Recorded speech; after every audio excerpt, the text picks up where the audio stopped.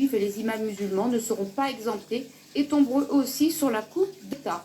Voilà, donc on a vraiment besoin de stopper ce projet. Ceux qui sont au Canada, là, qui m'entendent, je sais que j'ai des gens qui me suivent qui viennent du Canada. Renseignez-vous sur ce projet de loi. Je redonne le numéro du projet de loi. Toc, toc, toc. Donc, tapez projet de loi C367. C'est très, très grave. On voit qu'on arrive à la fin des temps, puisqu'on sait qu'il y aura une persécution des chrétiens.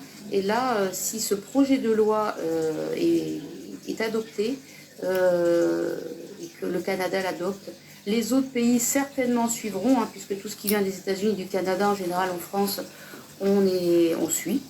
Donc, on n'aura plus le droit de parler de la Bible, on n'aura plus le droit de parler du péché, on n'aura plus le droit de parler de tout ce dont on parle à l'heure actuelle et pour l'instant qui est autorisé. Faites circuler ces... On n'a plus le droit de faire grand-chose. Bonsoir à tous, que la paix du Seigneur soit dans vos cœurs. Je suis votre sœur Avril, la femme de l'Éternel des armées. Alors je regardais encore une fois cette proposition de loi, la canadienne. Il prévoit vraiment d'emprisonner les chrétiens, ceux qui citent la Bible. La bête veut nous voir laïcs.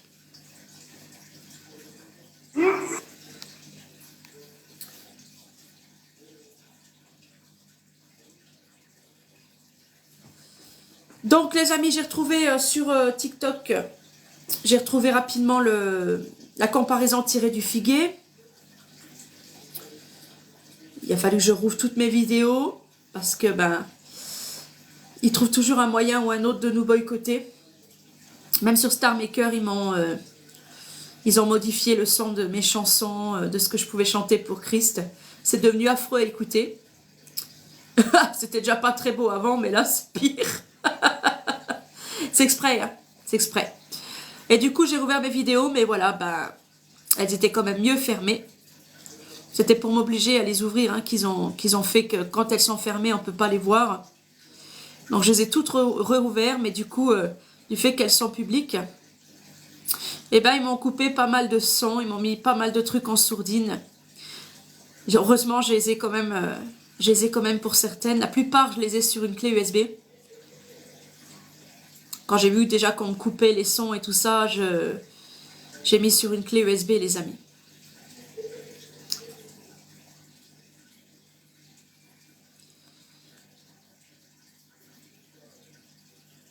Alors, la comparaison tirée du figuier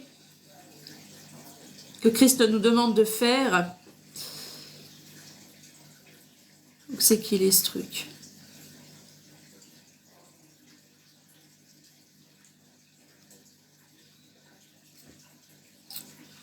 Oh mon Dieu, je crois que je suis descendue trop loin là.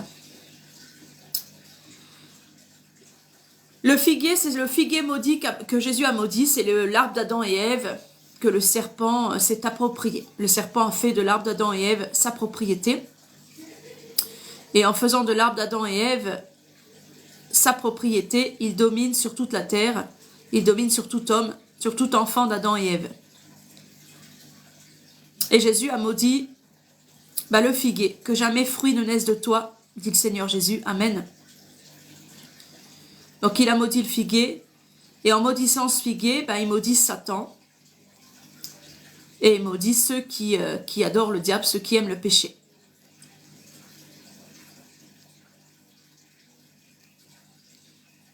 Jésus est le chemin de vérité pour la vie, il nous conduit, lui, à l'arbre de vie. Alors, je trouve pas.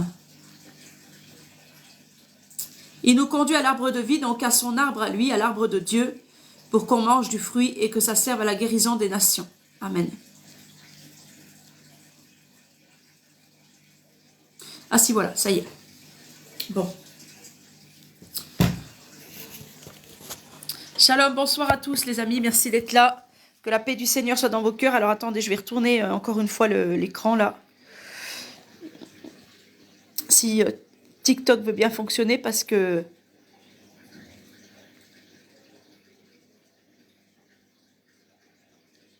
Je sais pas pourquoi ça... Je sais pas ce qui me fait ce truc.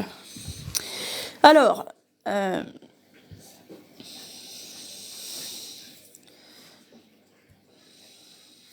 Allez, ouvre-toi, Sésame. Ça fonctionne pas, je vous assure, ça fonctionne de moins en moins. C'est une horreur.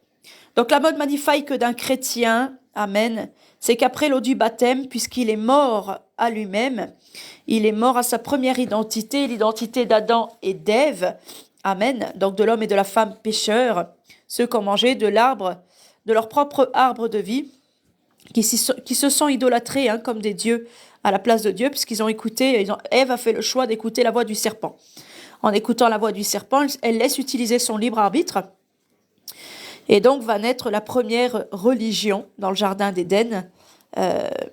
L'homme vit aux dépens de la créature et pas du créateur, et c'est une catastrophe. Donc Ève va se retrouver maudite, et elle ne fait qu'une seule chair avec Adam, Adam aussi va se retrouver maudit. Genèse chapitre 3 verset 7, les yeux de l'un et de l'autre s'ouvrirent, ils connurent qu'ils étaient nus, donc dans la honte du péché. Et tous on est né d'Adam et Ève, donc on arrive au monde nu, comme dit Job, nu je suis venu à la vie et nu j'en repartirai. Amen. Ça a du sens vraiment profond et spirituel, les amis. Amen.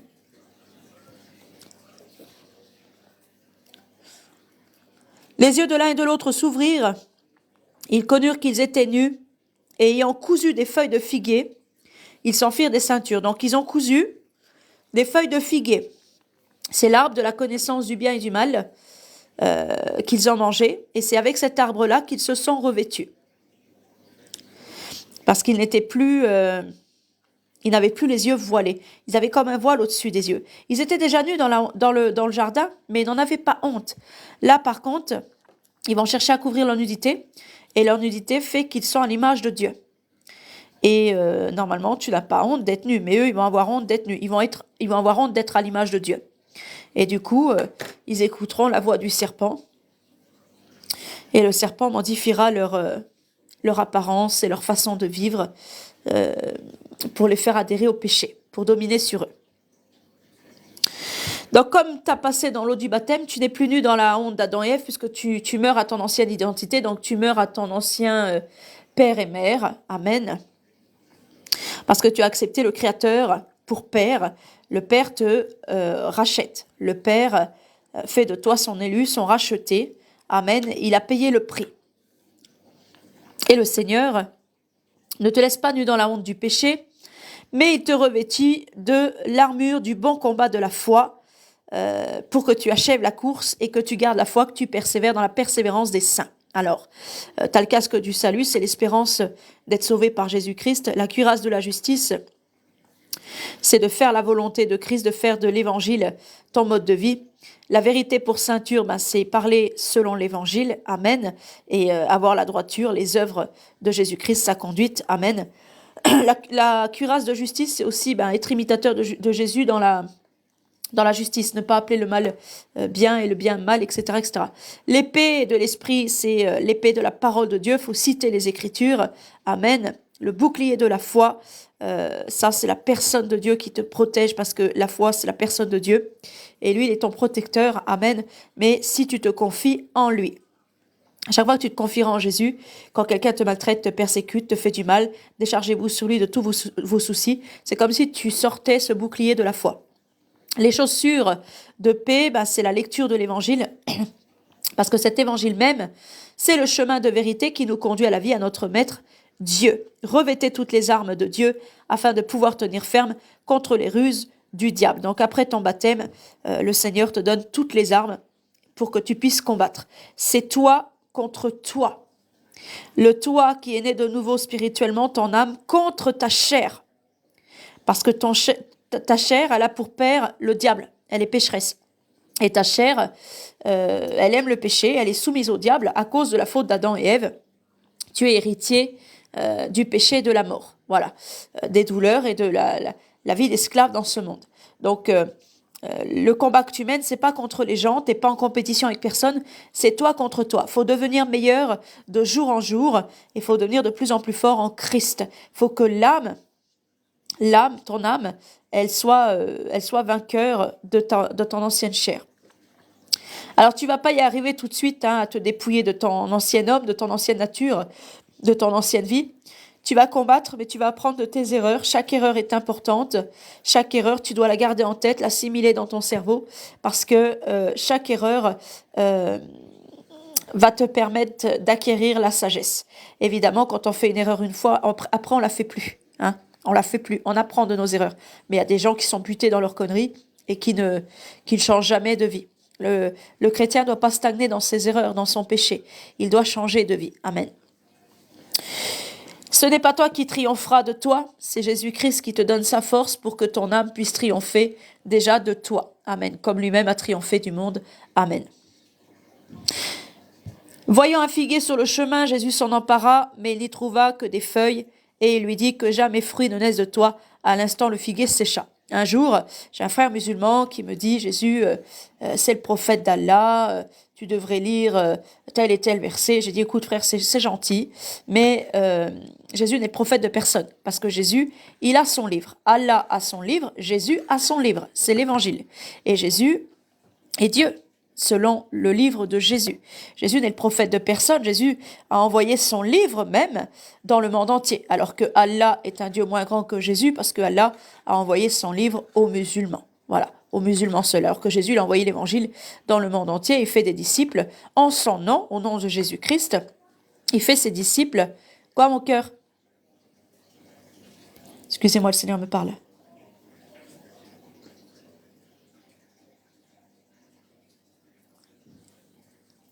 Jésus fait ses propres disciples, au nom du Père, du Fils et du Saint-Esprit, au nom de Jésus-Christ. Les chrétiens sont tous plongés dans l'eau, ils meurent à eux-mêmes. Amen. Et donc ce frère bien sympathique me dit que Jésus est le prophète d'Allah. Il maintient que Jésus est le prophète d'Allah. Non, Issa est le prophète d'Allah. D'accord, mais pas Jésus. Jésus, il vient 600 ans avant le Coran. Il connaît pas Allah, enfin, il en a rien à foutre. Allah est une idole. D'accord. Et je lui ai montré que mon Dieu avait maudit son Dieu. Amen. Justement avec l'histoire du figuier. Matthieu chapitre 24, verset 32. Instruisez-vous par une comparaison tirée du figuier. Dès que ses branches deviennent tendres et que les feuilles poussent, vous connaissez que l'été est proche. L'été, c'est la moisson, donc c'est l'avènement de Jésus-Christ. Amen. Et puis, donc c'est la sortie du blé de l'Église par les anges. Amen. Parce que après, tout l'ivraie doit être brûlé. Donc toute la terre avec tout ce qu'elle renferme. L'homme fort, l'antéchrist avec toutes ses œuvres, brûlera comme de l'étoupe, donc comme de la paille sec. Toute cette terre va brûler, même le premier ciel. C'est pour ça que nous, on doit partir dans le royaume de Dieu, parce que il n'y a pas de place pour les chrétiens en ce jour-là, pour les chrétiens, pour les disciples de Jésus en ce jour-là. Donc, le figuier dont les branches deviennent tendres, c'est les gens méchants sur terre. Quand vous verrez les gens méchants sur terre, ça veut dire que le figuier maudit, là, il porte des branches qui sont vertes, donc des gens qui ne donnent pas de bons fruits, et que ce figuier-là, Dieu va le retrancher de la terre avec toutes ces branches-là, toutes ces branches, amen. Et les branches de ce figuier maudit, c'est des hommes, des femmes, des groupes de personnes, et c'est principalement les religions, amen. Siddhartha Gautama, c'est sous un pipal, donc de son vrai nom Bouddha, non, Siddhartha Gautama, c'est son vrai nom, il est devenu Bouddha, excusez-moi. Il s'assit sous l'arbre, le pipal. Le pipal, c'est un figuier, d'accord? C'est un terme utilisé pour définir un figuier. Il fit le vœu de ne plus bouger avant d'avoir atteint la vérité ultime, le bodhi ou en sanskrit. Le sanskrit, c'est une ancienne langue, et le bodhi, ça veut dire le corps. Il y parvint après un jour et une nuit, donc il a été illuminé. C'est le premier Illuminati.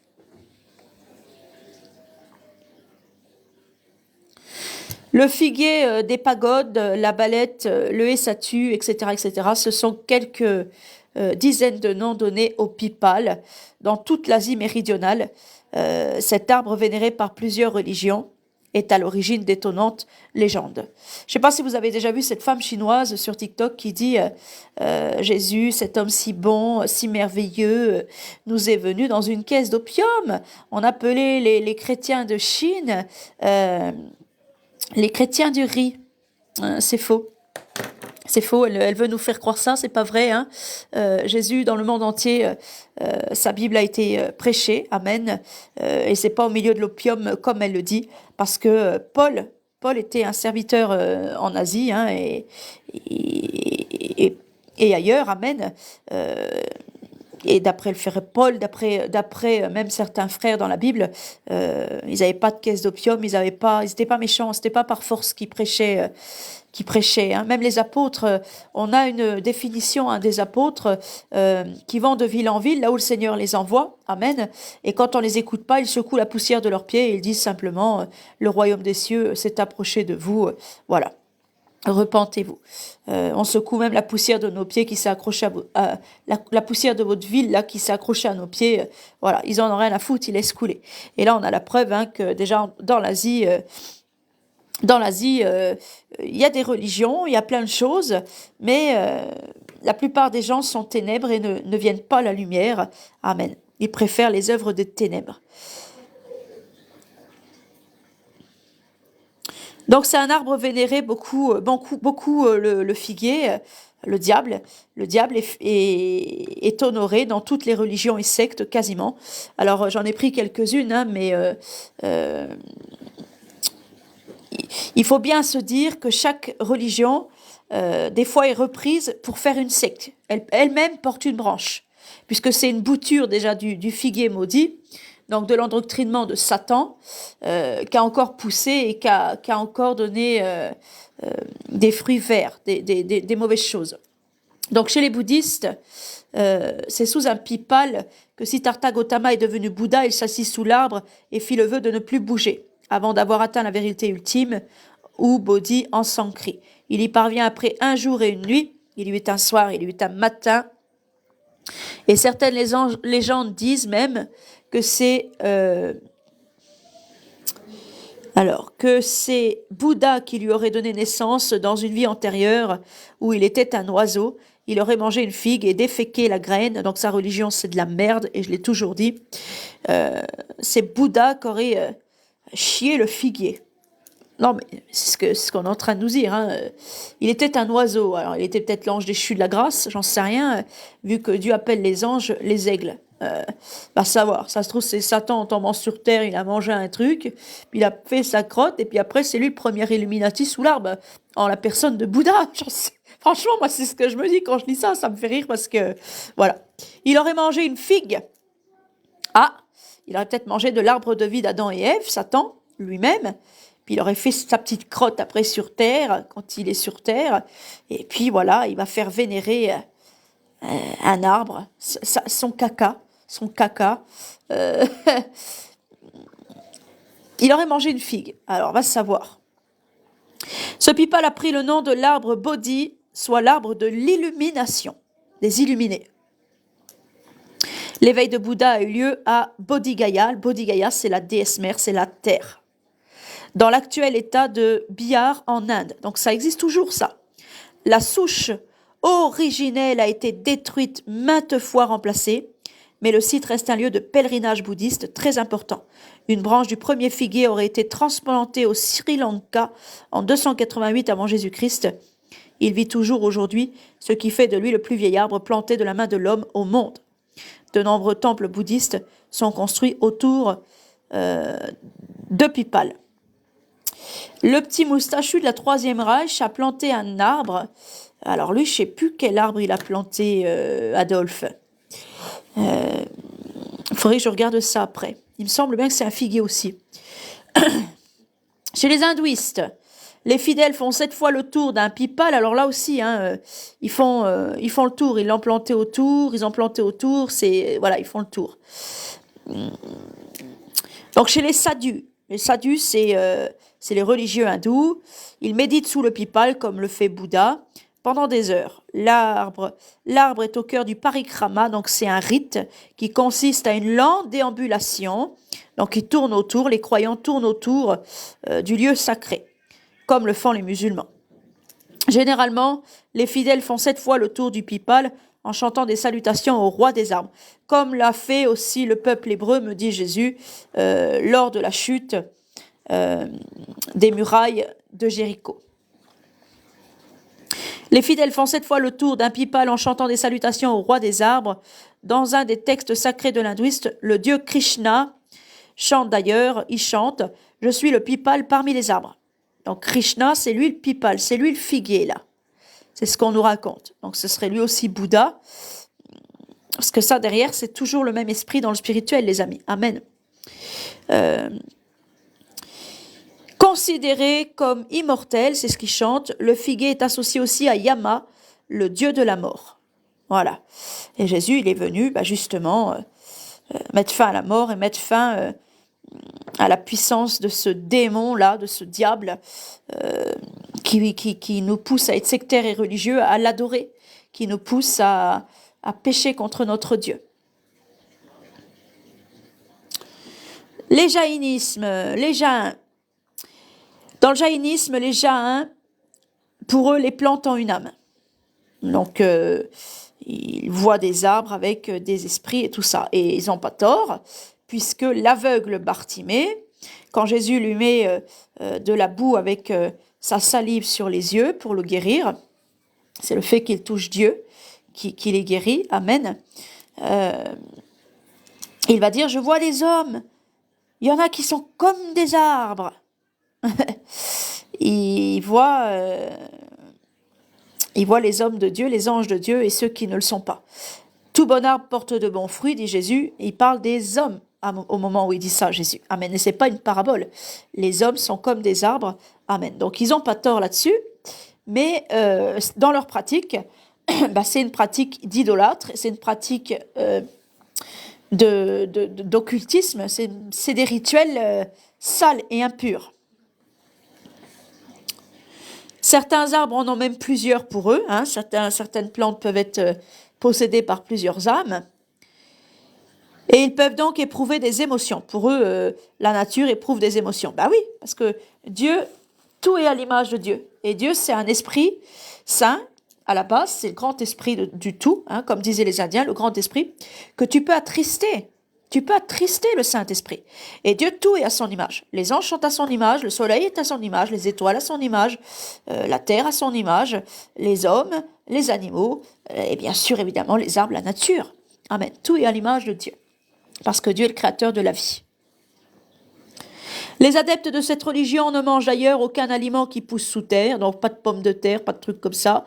Le pipal leur est particulièrement sacré, donc ils idolâtrent l'arbre, parce qu'il sert à la méditation et dans le jaïnisme, méditer est le seul moyen de libérer son âme. Donc ils veulent libérer leur âme, c'est pour ça qu'ils adorent cet arbre, mais pour eux cet arbre-là a plusieurs âmes.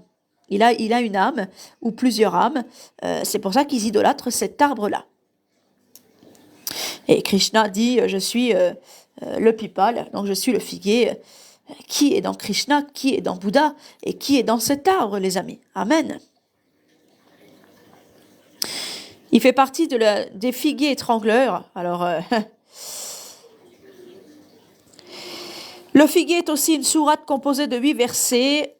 Donc en islam, son titre est tiré des premiers mots du premier verset, le figuier. La plupart des érudits musulmans s'accordent sur le fait que cette sourate fut révélée à la Mecque par Mahomet lui-même, ville qui est d'ailleurs mentionnée dans la sourate. Les sourates mécoises, surtout les plus courtes, qui se trouvent à la fin du Coran, voilà. J'arrive pas à lire la suite parce que j'ai mis ça par-dessus.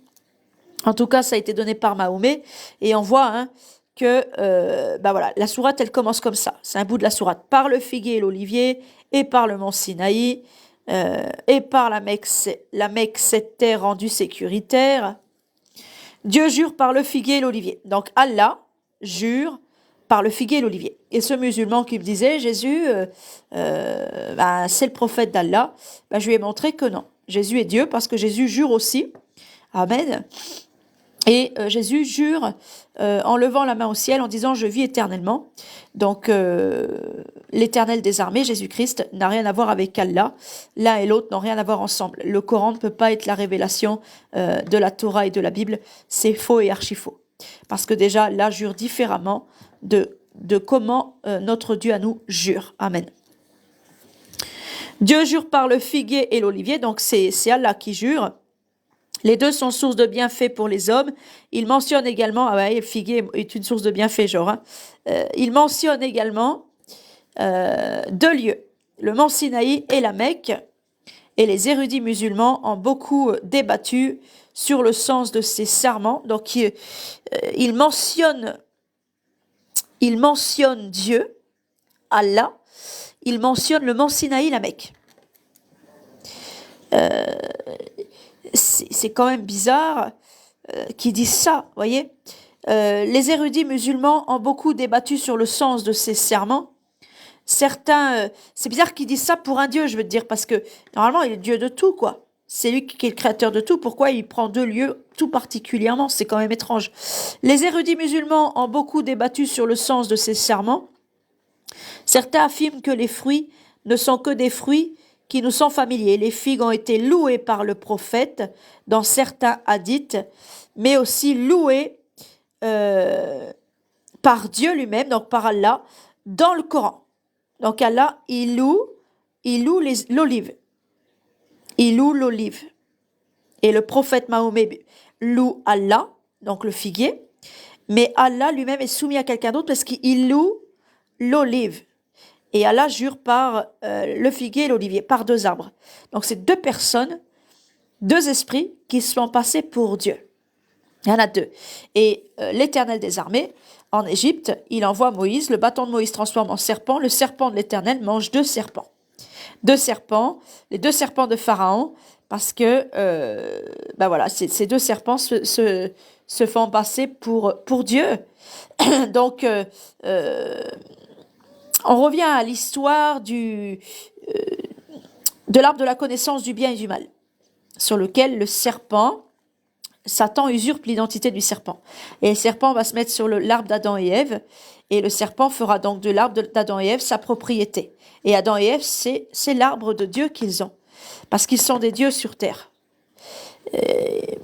Ils connaissent pas le bien et le mal, ils en ont pas besoin. Amen. Parce qu'ils sont comme des grands enfants, mais des grands enfants à taille adulte qui ont une vie sexuelle et qui vivent dans ce jardin sous l'inspiration et l'influence de Dieu. Et le diable même usurpe l'identité du serpent.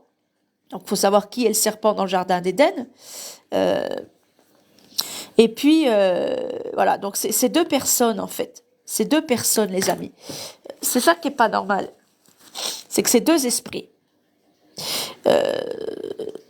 Satan, il fait un deal avec le serpent du jardin. Et dans les animaux, il y a des esprits. Dans les arbres, il y a des esprits. Dans l'homme et la femme, il y a des esprits de Dieu. Tout est selon la place que Dieu a réservée à chaque âme, à chaque individu. Mais le serpent, il est orgueilleux, le serpent. Il est le plus intelligent du jardin, de tous les animaux. Et il veut aussi dominer sur tous ses semblables, sur tous les animaux. Donc il fait un deal avec Satan. Et c'est ces deux esprits-là même qui sont loués dans la sourate du Coran. Quand tu donnes louange, louer, ça veut dire donner louange, donner adoration. Allah loue les olives. Allah donne louange. Allah n'est pas Dieu, donc Allah donne louange à celui qui a le figuier. C'est quand même bizarre de lire ça, quoi, qu'un Dieu se loue lui-même, quoi. C'est bizarre. Enfin, nous, Jésus-Christ se prie lui-même, mais il s'adore pas lui-même, il se donne pas louange lui-même. C'est complètement de la folie, ça. Voilà. Donc, pareil, hein, le même principe chez les musulmans, ils déambulent autour de la Kaaba. Donc, l'esprit de la Kaaba, c'est l'esprit du figuier, hein, parce que c'est au figuier qu'il faut donner adoration. Et Allah lui-même donne adoration à ce figuier. Voilà. Mahomet donnait bien adoration à Allah, par contre. Hein. Mahomet donnait adoration à cet esprit,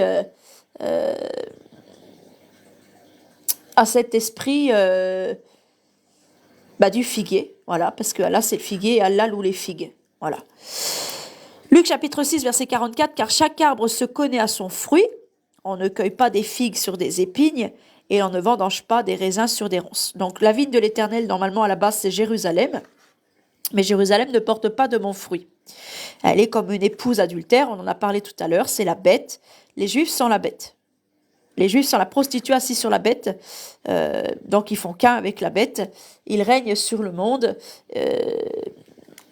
On a l'impression que c'est comme en secret, que c'est une élite cachée, mais c'est pas si caché que ça, les amis. Hein.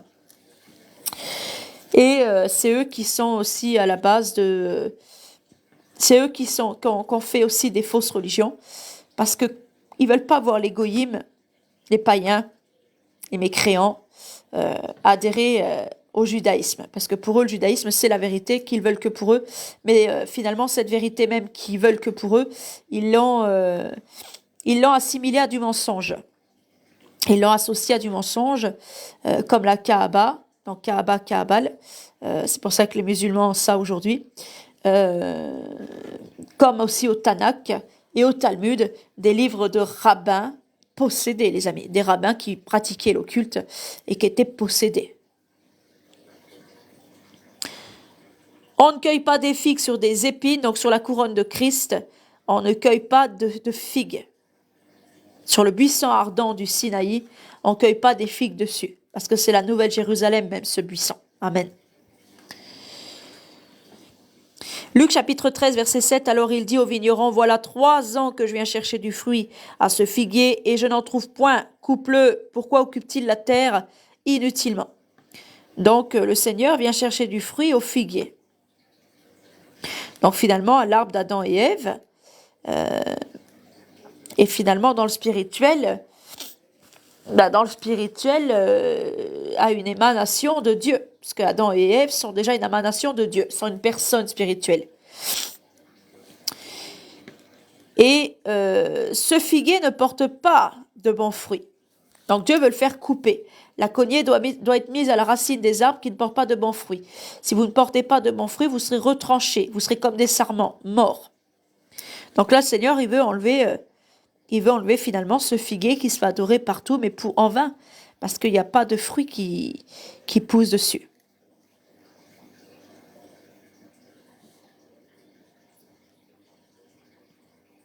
Matthieu chapitre 3, verset 10, déjà la cognée est mise à la racine des arbres. Tout arbre donc qui ne produit pas de bons fruits sera coupé et jeté au feu. Amen. Voilà. T'es retranché. Quoi, Seigneur? Donc c'est les Juifs qui disent ça. C'est les Juifs qui ont fait des sectes et des religions. Amen.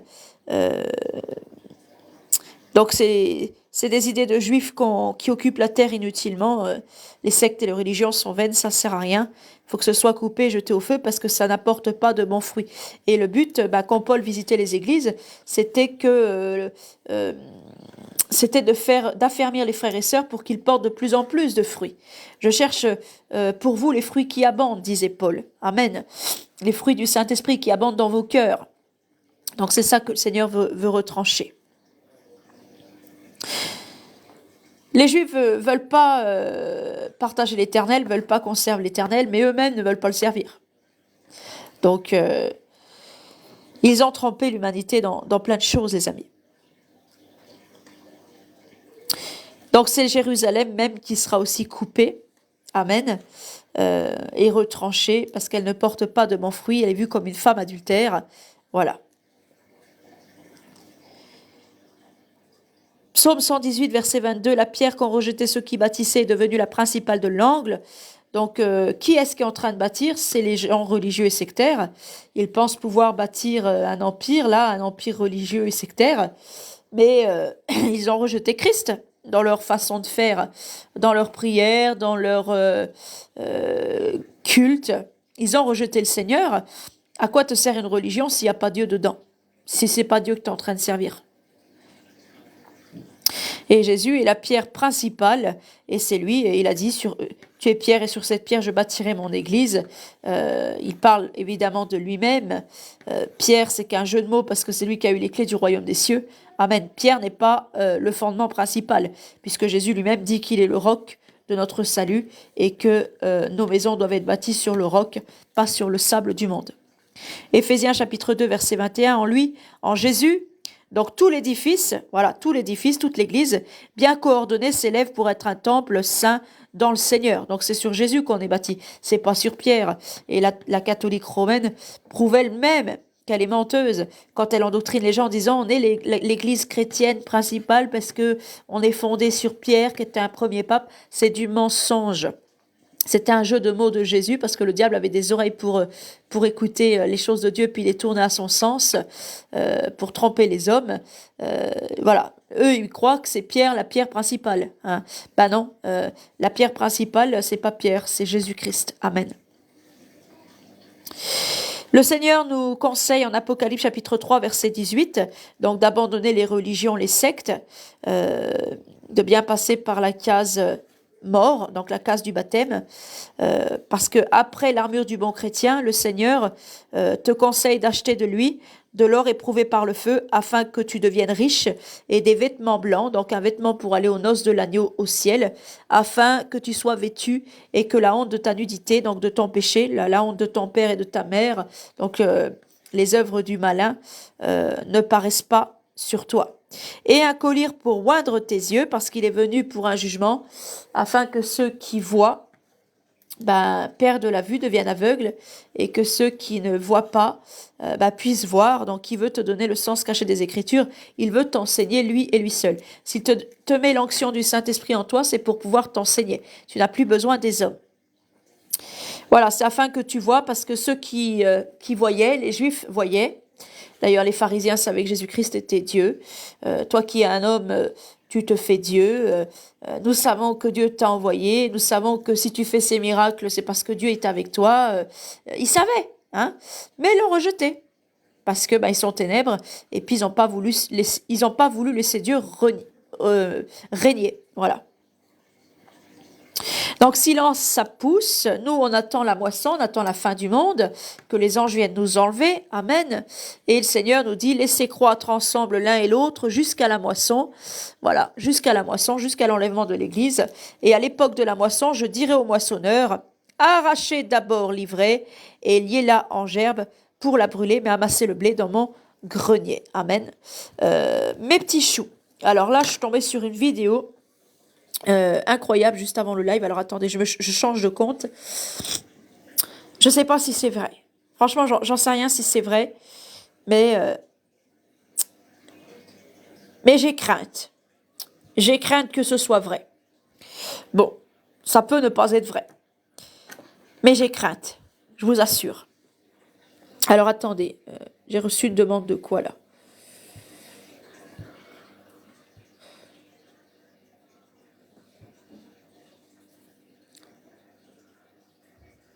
Excusez-moi.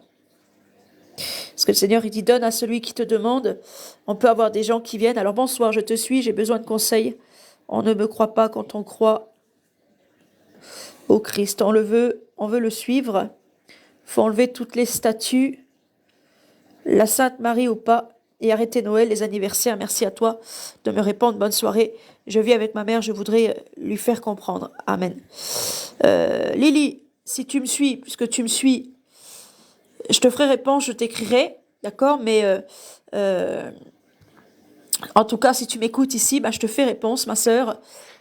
Oui, il faut enlever toutes les statues, oui, il faut sortir des religions, il faut plus du tout aimer le monde, il faut mourir à la chair, il faut bien se faire baptiser par immersion au nom du Père, du Fils et du Saint-Esprit, par Jésus-Christ. Il faut prier que dans ta chambre, dans le secret, chez toi. Tu n'as besoin d'aucun homme pour t'enseigner. Et oui, les anniversaires, tout ça, tout est à bannir, tout. Il faut que tu meurs à l'ancienne vie.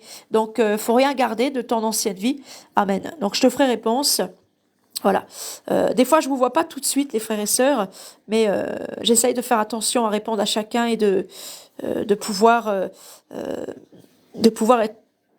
aider au maximum les frères et sœurs à avoir la vérité. Alors attendez mes petits choux, parce que je vous parlais d'une vidéo, là je l'ai partagée. Est-ce que je l'ai partagée? Ouais.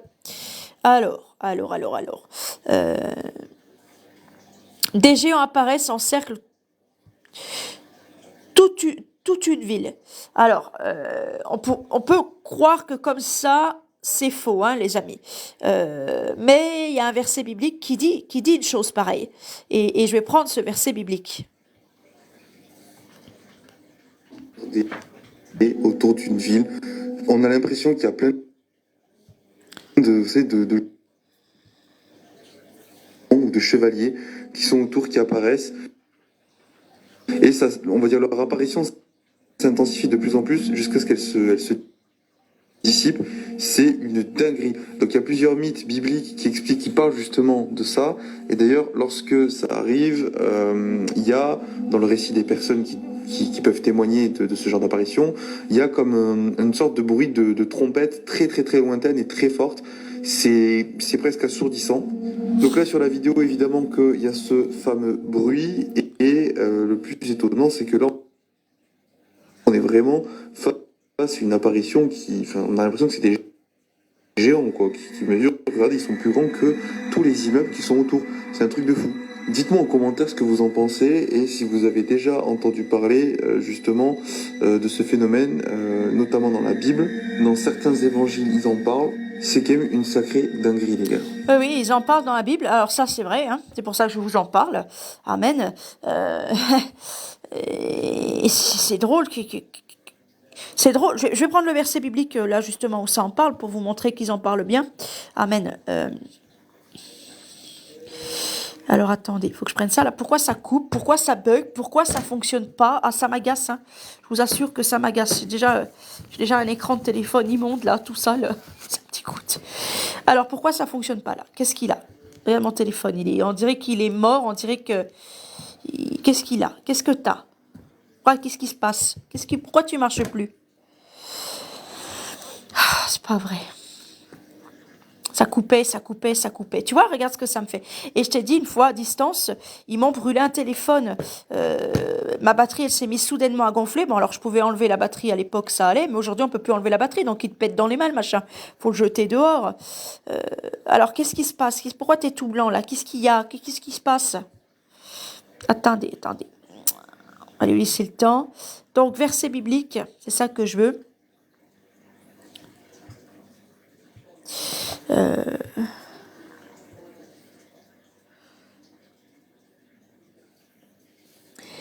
Il marche en ordre sans se bousculer, verset biblique.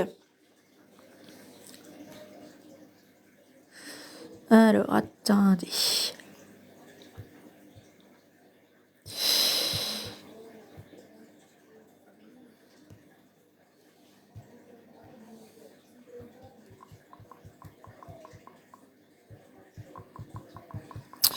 Alors, j'arrive pas à le retrouver déjà. Il me semble que c'est dans Daniel, c'est dans les prophètes, ça c'est sûr. Ils en parlent dans les prophètes.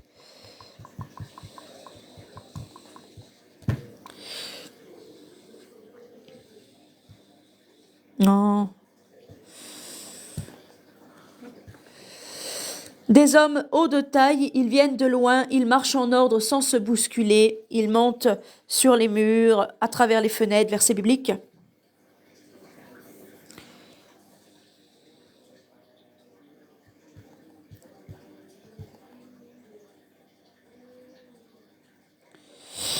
Alors, elle me trouve pas.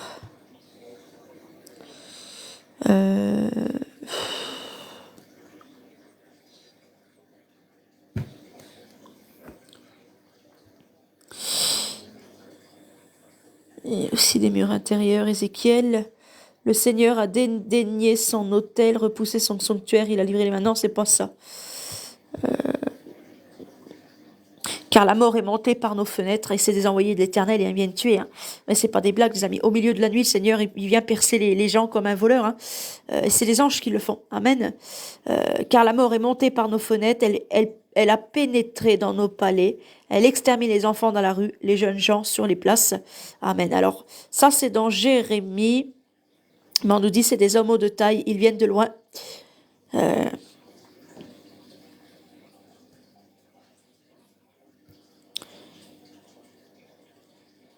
Femme, écoutez la parole de l'Éternel et que votre oreille saisisse ce que dit sa bouche. Apprenez à vos filles des chants lugubres, enseignez-vous des complaintes les unes aux autres. Ainsi parle l'Éternel, les cadavres des hommes tomberont comme du fumier sur les champs, donc sur le monde. L'homme fort brûlera comme de l'étoupe, comme tombe derrière le moissonneur, donc c'est bien la moisson, une gerbe que personne ne ramasse. On va aller dans Jérémie. Il me semble aussi que c'est dans Daniel qu'ils en parlent.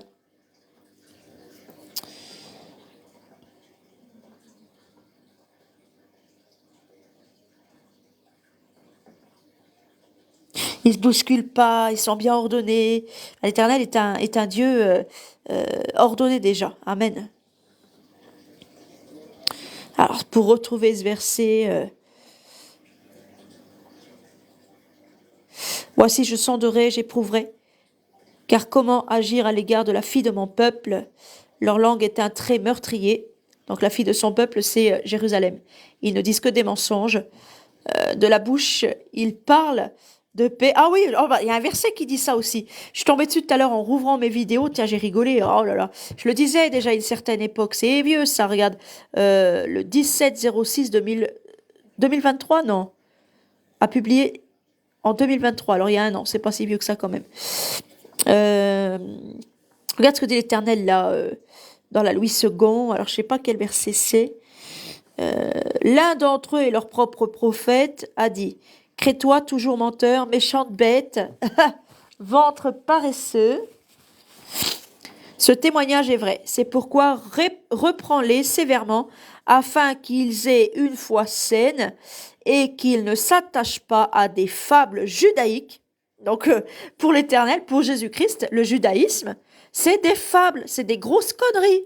La religion des Juifs, il le dit dans sa parole. Amen.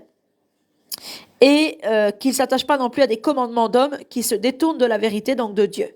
Tout est pur pour ceux qui sont purs, mais rien n'est pur pour ceux qui sont souillés et incrédules.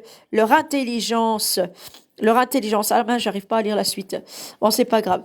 Bon, je vais chercher les hommes haut de taille, là, dans le truc. C'est des fables, le judaïsme. Est-ce que tu te rends compte que Dieu nous l'a fait écrire, mais que nous, on croit que les Juifs, c'est la vérité? C'est du mensonge écrit même dans la Bible. Amen. Ne les satirai-je pas pour ces choses-là, dit l'Éternel? Ne me vengerai-je pas d'une pareille nation? Ben, bien sûr qu'il va se venger. Amen. Leur langue est un trait meurtrier, donc ils complotent contre toute nation dans la terre. Ils veulent enlever la vie aux gens. Hein, ils nous voient comme des goïms, comme des diables. Ils veulent nous tuer. Ils ne disent que des mensonges. De la bouche, ils parlent de paix à leur prochain, et au fond du cœur, ils lui dressent des pièges. Ah, c'est bien les Juifs, Jérusalem, la prostituée du monde. C'est elle, la catin assise sur la bête, sur toutes les nations. Et puis c'est elle qui veut la mort, qui a des noms de blasphème. C'est elle, la prostituée. Amen.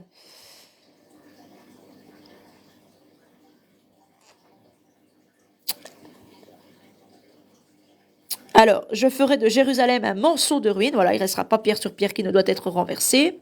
Un repère de chacal. Donc, ça reprend bien quand même ce que je vous ai dit cet après-midi. Et je réduirai les villes de Juda en un désert sans habitants. Où est l'homme sage qui comprenne ces choses, qui le dise? Celui à qui la bouche de l'Éternel a parlé. Eh bien, l'homme sage, c'est Jésus. C'est Jésus et lui seul est sage. Pourquoi le pays est-il détruit, brûlé comme un désert où personne ne passe? Le monde, hein, c'est le monde, le pays, c'est la terre. Bah, parce que l'Éternel est en colère et il brûle ce monde. L'Éternel dit: c'est parce qu'ils ont abandonné ma loi que j'avais mise devant eux. Parce qu'ils n'ont point écouté ma voix et qu'ils ne l'ont point suivi. Parce qu'ils ont suivi les penchants de leur cœur et qu'ils sont allés après les Baals, donc les démons, comme leurs pères le leur ont appris. Donc le judaïsme, c'est une connerie abominable de leur propre père. Voilà. Ils sont héritiers de leur père. Et tu vois, on parlait des mauvais désirs aujourd'hui. Hein. Vous, quand vous êtes unis à l'Éternel, vous êtes en mariage avec l'Éternel. Hein. C'est comme une union. Donc, faut pas aller vous unir à un homme ou une femme dans le monde. Il faut pas faire ces conneries-là, les amis. Il faut être sérieux. Un engagement, c'est sacré vis-à-vis de l'Éternel. Amen. C'est pourquoi ainsi parle l'Éternel des armées, le Dieu d'Israël. Voici, je vais nourrir ce peuple d'absinthe. Alors ça, c'est mon fils. Et je lui ferai boire des eaux empoisonnées. Alors l'eau, c'est pas l'eau du monde, hein, c'est pas l'eau charnelle, c'est l'eau spirituelle des paroles de Dieu. Donc Dieu envoie une puissance d'égarement, même aux Juifs. Il leur envoie un Mashiach. De toute façon, c'est le Seigneur qui leur donnera leur Mashiach. C'est pas les hommes qui arriveront à avoir un Mashiach. Je les disperserai parmi des nations que n'ont connu ni eux ni leur père, et j'enverrai derrière eux l'épée, donc Christ, la parole, jusqu'à ce que je les ai exterminés. Jessica dégage, qu'on est en train de me dire, non, je ne dégage pas, je dégagerai quand ça m'amusera. Alors, quand le Seigneur, ça l'amusera. Amen. Ainsi parle l'Éternel des armées. Cherchez à appeler les pleureuses et qu'elles viennent. Envoyez vers les femmes habiles et qu'elles viennent. Qu'elles se hâtent de dire sur nous une complainte et que les larmes tombent de nos yeux, que l'eau coule de nos paupières. Car des cris lamentables se font entendre de Sion. Et quoi, nous sommes détruits, nous sommes couverts de honte, de péché, hein, la honte de leur péché, ils sont encore nus, hein. Amen. Il nous faut abandonner le pays. On a renversé nos demeures. Femmes, écoutez la parole de l'Éternel et que vos oreilles saisissent ce que dit sa bouche. Donc, la parole de l'Éternel, c'est Dieu et c'est Christ. Apprenez à vos filles des chants lugubres, enseignez-vous des complaintes les unes aux autres. Femmes, parce que les femmes, c'est tous ceux qui veulent suivre Dieu. À partir du moment où tu veux suivre Dieu, tu es une épouse de Dieu, tu es l'église, tu es le corps de Dieu. Amen. Tu es le temple de Dieu. Car la mort est montée par nos fenêtres, elle a pénétré dans nos palais, elle extermine les enfants dans la rue, les jeunes gens sur les places. Dis ainsi, parle l'Éternel, les cadavres des hommes tomberont comme du fumier sur les champs, comme tombe derrière le moissonneur une gerbe que personne ne ramasse. Aïe, aïe, aïe.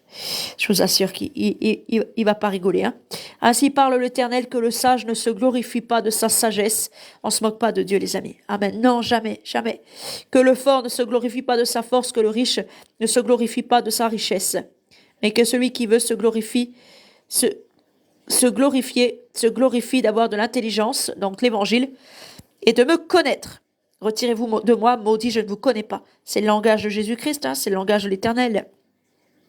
Ils doivent se soucier donc de savoir que je suis l'Éternel, qui exerce la bonté, la droiture, le droit et la justice sur terre, car c'est à cela que je prends plaisir, dit l'Éternel. Voici les jours viennent, dit l'Éternel, où je châtierai tous les circoncis, tous ceux qui ont la quéquette tous, qui ne le sont pas de cœur, ils ne sont pas juifs de cœur, l'Égypte, Juda, Édom, les enfants d'Amon, Moab, tous ceux qui se rasent les coins de la barbe, ceux qui habitent dans le désert, donc les musulmans aussi, car toutes les nations incirconcises et toute la maison d'Israël a le cœur incirconcis. Et c'est là aussi qu'il dit, mon mari, alors des fois je suis un peu confuse parce que je lis des choses au ciel et je lis ici dans la Bible, et puis des fois je veux rechercher des choses qui sont écrites au ciel et qui sont pas ici dans la Bible, parce que Dieu a fait descendre sa loi du ciel, mais les hommes ont trafiqué la Bible. Ils ont changé des écritures, ils ont tiré des choses, tout ça. Alors qu'au ciel, elle est complète. Quand tu la lis, c'est merveilleux. Amen. Mon mari dit qu'il va les ramener tous, les circoncis là, qui font pas sa volonté, qui veulent pas se soumettre à Jésus. Il va tous les emmener en Égypte, tous les ramener en Égypte, et puis leur refaire mettre, leur recoudre leur prépuce. Il va leur recoudre leur prépuce. Le Seigneur, il a ramassé chaque prépuce d'homme circoncis, chaque prépuce d'homme circoncis sur la terre. Il les a gardés et il leur recoudra leur prépuce. Il le dit. Amen. C'est une prophétie, mes frères et sœurs, et ça arrive. Amen. Alors, j'ai pas trouvé pour les hommes grands. Attendez, ils marchent en ordre. Il marche en ordre, verset biblique. Alors, selon la Sainte Bible, ainsi parle l'Éternel. non, c'est pas ça, c'est il au pluriel déjà. Nounouille.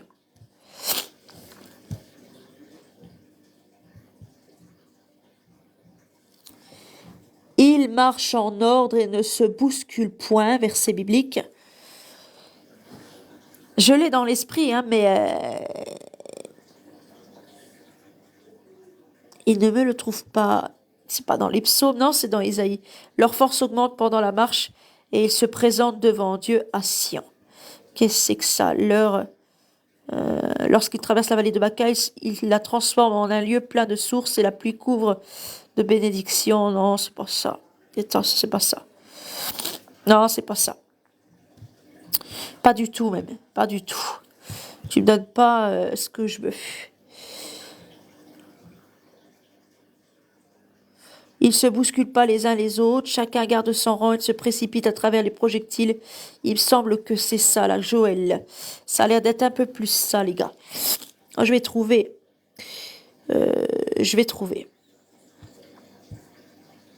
Oh, mais moi le en jaune au moins. Oh, c'est pas vrai. C'est le 8. Le 8, 2-8 apparemment. Il est où le 8? Vous l'avez mangé? Et le 7? Et on passe direct au 10, là, et il est en jaune, mais il s'est barré, là. Regarde ça. Il est où, là? Il n'y a plus de 9, il n'y a plus de 8. Bon, alors je vais le prendre ailleurs.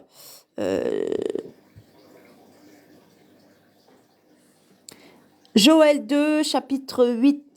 Non, j'arrive pas à dire. Joël 2, verset 8. Joël, chapitre 2, verset 8. Oh, je suis pas aidée avec un corps qui est Selon la mort Sainte aussi. Bible, 8 Je suis morte à la chair aussi, alors je suis pas aidée. Hein. En plus d'être boycottée et puis d'être morte, c'est compliqué la vie, hein, ici-bas. Joël 2, ils s'élancent comme des guerriers, ils escaladent les murs comme des gens de guerre, c'est ça, c'est l'armée de l'Éternel. Oh, aïe, aïe, aïe, aïe, alors là, c'est pas des bons, mes petits cocos. Sonnez de la trompette en Sion, faites-la retentir sur ma montagne sainte, que tous les habitants du pays tremblent, car le jour de l'Éternel vient, car il est proche. Jour de ténèbres et d'obscurité, mes amis. Et ouais, voilà, il vient au milieu de la nuit. Jour de nuée et de brouillard, bah oui, il revient sur la nuit du ciel. Il vient comme l'aurore, donc s'il est courte la nuit, c'est le matin. Il revient comme donc la lumière du monde.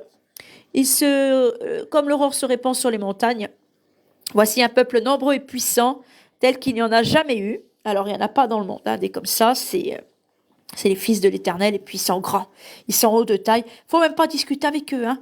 Bianca, alors, si elle m'écoute, viens voir. Viens ici. Ouais. Viens voir 2 minutes. Viens dire aux élus comment il était l'ange de l'Éternel qui t'a emmené dans le royaume de Dieu. Quelle taille il avait? Ah, il était grand. Il était très grand, oui. Non, mais je sais pas quelle taille il avait exactement, mais il était très grand. Et toi, t'arrives à le suivre ou pas? Ah, moi, j'avais du mal. Hein. Tu faisais quelle taille à côté de lui à peu près? La taille d'un enfant de 4-5 ans. Hein. Vraiment, j'étais petite. Ouais, t'étais un petit nain, quoi. Un petit schtroumpf. Ça n'a pas changé. Hein. Et il marchait vite avec ses grandes jambes. Il marchait vite. Et elle avait l'impression de le déranger avec ses questions. Parce que l'ange de l'Éternel, tu le questionnes pas. D'abord, l'Éternel m'a donné l'ordre, moi, que quand l'ange de l'Éternel vient nous chercher, si l'ange de l'Éternel nous dit de nous cacher tant qu'il tue un ennemi, tout ça, parce qu'il sera en pleine guerre avec les démons, mais en même temps, ils enlèvent l'Église. Amen. Faut obéir à l'ange de l'Éternel, il faut se taire, faut faire du silence, faut pas y poser de questions. Voilà. Donc, préparez vos enfants, les amis, et dites-leur. On ne parle pas avec les anges de l'Éternel. Amen. Les anges de l'Éternel sont pas notre admirable conseiller, sont pas Dieu pour nous répondre. Amen. Eux, ils font leur job, leur mission, c'est de nous amener, de percer les ennemis. Donc, on n'a pas à les questionner. Ils sont pas venus répondre à question pour un champion. Jour de ténèbres et d'obscurité, jour de nuée et de brouillard, il vient comme l'aurore se répand sur les montagnes. Donc, voici un peuple nombreux et puissant, tel qu'il n'y en a jamais eu, et qu'il n'y en aura jamais dans la suite des âges. Aïe, aïe, aïe. Devant lui est un feu dévorant, devant ce peuple, c'est notre Dieu. Et derrière lui est une flamme brûlante, c'est notre mari, notre époux, c'est mon mari, mon époux. Amen. J'exulte, il dit. J'exulte, qui dit dans mon esprit. Amen. Le pays était auparavant comme un jardin d'Éden. Auparavant! Comme un jardin d'Éden, mais ce n'est pas le jardin d'Éden. C'est vrai que sur cette terre, on arrive quand même à manger à notre faim dans certains endroits, on arrive quand même à se faire soigner, on arrive quand même à prendre des vacances, à être bien, on a quand même un petit peu de bonheur hein, dans cet enfer. C'était comme un jardin d'Éden, tu vois, mais... Et depuis qu'eux ils vont arriver, ça va être un désert affreux. Rien ne lui échappe à ce peuple-là. Allez voir, on dirait des chevaux. Oh là, aïe, aïe, aïe, aïe. Et ils courent comme des cavaliers. Apocalypse. J'ai trouvé un témoignage d'ailleurs que je faisais tout à l'heure, où je me laissais, waouh, je les voyais courir comme des athlètes. Faudra que je vous fasse le message, lire, entendre ce témoignage, amen. Comme des cavaliers fantômes, les amis, ils traversaient. Puis derrière nous, il y avait les chrétiens qui couraient comme un marathon. On suivait ces cavaliers, amen. À les entendre, on dirait un bruit de chars sur le sommet des montagnes où ils bondissent. On dirait un pétillement de la flamme du feu, hein? Des petites étincelles de la flamme de Dieu, des crépitements du grand feu de Dieu. Quand elle consume le chaume, c'est comme une armée puissante qui se prépare au combat. Amen. C'est l'armée de l'Éternel des armées, les anges. Et puis, ils consument le chaume, ils brûlent, ils détruisent les hommes, ils les piétinent. Devant eux, les peuples tremblent. Ah bah, tu m'étonnes. Tous les visages pâlissent. On est saisis d'effroi. Ils s'élancent comme des guerriers. Ils escaladent les murs comme des gens de guerre. Chacun va son chemin. Donc, chercher les élus qu'il faut et détruire les autres, sans s'écarter de sa route. Ils ne se pressent point les uns les autres. Chacun garde son rang. Ils se précipitent au travers des traits sans arrêter leur marche. C'est ce que, tout à l'heure, en regardant tous les ombres de ces géants l'un à côté de l'autre, j'ai pensé à ce verset-là, les amis, j'avais ce verset-là dans mon esprit. Ils se répandent dans la ville, courent sur les murailles, montent sur les maisons, entrent par les fenêtres comme un voleur. Il revient dans la nuit le Seigneur comme un voleur. Et il m'avait dit, moi chérie, t'ouvres pas la porte si ça tape à la porte, parce que c'est le démon qui tape à la porte. Toi, je passerai par la fenêtre, je ferai passer un ange par la fenêtre, et t'as pas à ouvrir la fenêtre. L'ange, il sera vers toi. T'as pas à t'inquiéter de quoi que ce soit. Le démon, il cassera la porte, mais le Seigneur, l'ange de l'Éternel sera déjà là. Amen. Donc, j'ai pas peur, il peut venir, le popo, il y a pas de souci. Devant eux, la terre tremble. Allez, encore, on me coupe mon live. Oh, mais c'est pas possible. Ils sont pas possibles, je vous assure. Mais j'en ai marre, c'est affreux ça, hein.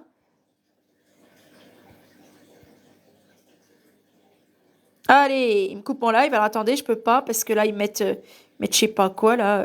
Je vais mettre signaler un problème. Bon, j'ai signalé un problème parce que tant qu'ils croient qu'il y a un problème là, enfin c'est eux le problème.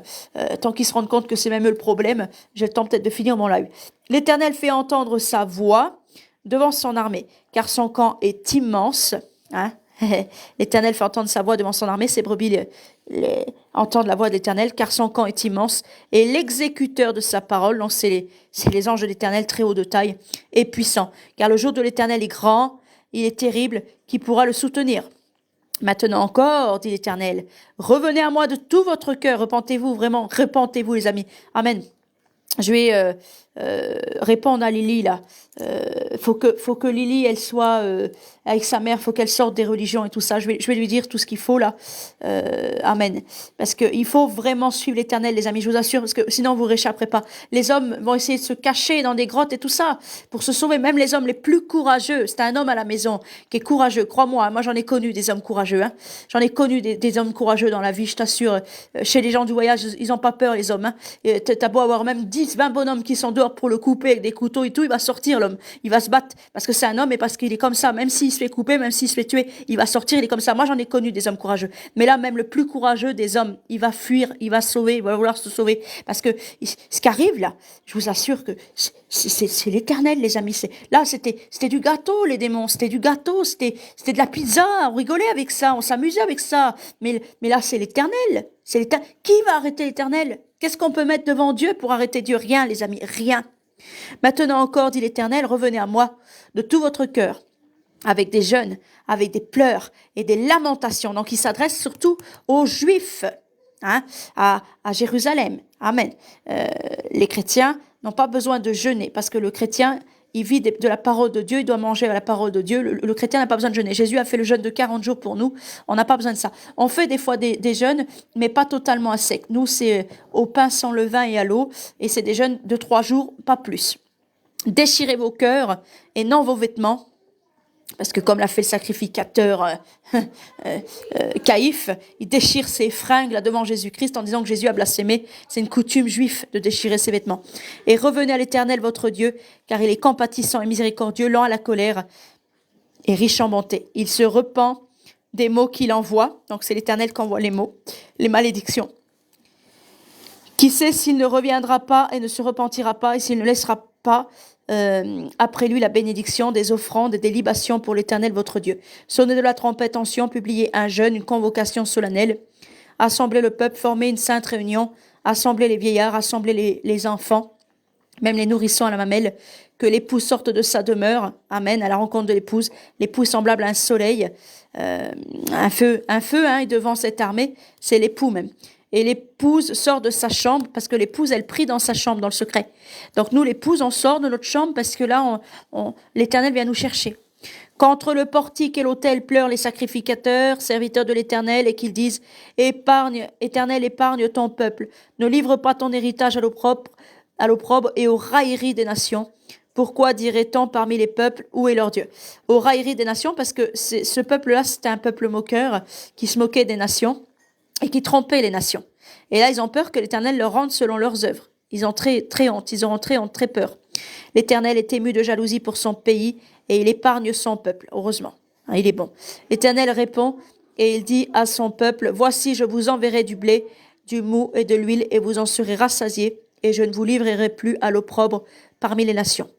J'éloignerai de vous l'ennemi du nord, je le chasserai vers une terre aride et déserte, son avant-garde dans la mer orientale, son arrière-garde dans la mer occidentale, et son infection se répandra, sa puanteur s'élèvera dans les airs, parce qu'il a fait de grandes choses. Terre, ne crains pas, sois dans l'allégresse et réjouis-toi, car l'Éternel fait de grandes choses. Bêtes des champs, ne craignez pas, tout le monde aura peur. Hein. C'est déjà pour ça que les animaux même tournaient en rang, parce qu'il y avait un souci, ils sentaient que dans l'air déjà, vous vous souvenez à une époque, les fourmis tournaient en rang, le bétail tournait en rang. Les animaux, ils sentent avant nous, hein. Ils sentent avant nous un danger. Je vous assure que c'est vrai. Les animaux, quand tu tournes en rond, c'est que t'es perdu, hein, tout simplement. J'ai demandé au Seigneur, j'ai dit, comment ça se fait que les animaux, ils tournent en rond? Il m'a dit, quand tu tournes en rond, c'est que t'es perdu. Ils se sentent perdus, les animaux. Ils se sentent perdus, femme. Il y a des grands changements qui se font dans le spirituel et les bêtes, ils sentent. Oui.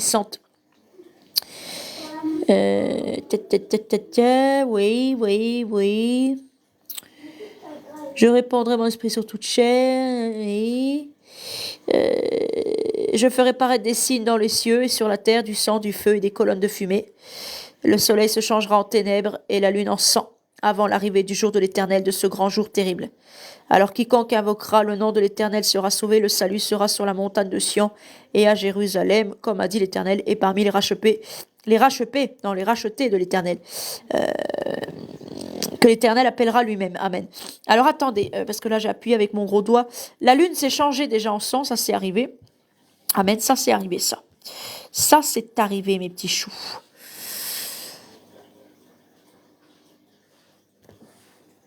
Lune de sang. Il y a eu la lune de sang, là, et c'était quand que c'était arrivé? C'est quoi la lune de sang? C'est en 2023, je crois, il me semble, hein, 2023 ou 2022, c'est pas si vieux que ça. La dernière éclipse lunaire a eu lieu le 28 octobre 2023, il s'agissait d'une éclipse partielle visible en France, non, c'était pas ça.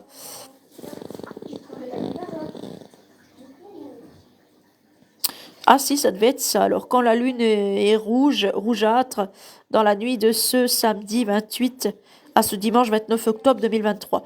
Je crois que c'est en 2023 ou en 2022, il y a eu la lune de sang. Voilà. C'est quoi la lune de sang? Il s'agit du nom que l'on donne à une pleine lune ayant lieu lors d'une éclipse lunaire quasi totale. Lorsque la Terre fait de l'ombre à la lune, celle-ci se couvre d'un joli chaperon rouge. Ah bon?